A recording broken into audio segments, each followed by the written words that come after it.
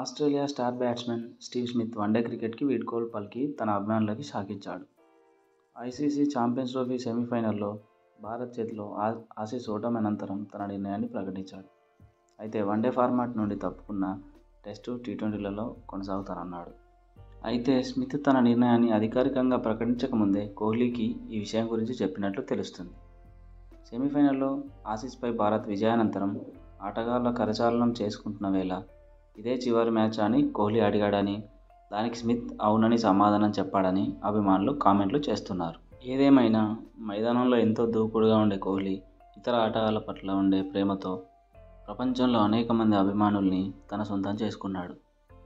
అయితే Steve Smith వన్డేలకు retirement ప్రకటించకుండా టీ20లకు retirement ఇస్తే బాగుండేదని మాజీ క్రికెటర్లు అభిప్రాయపడ్డారు.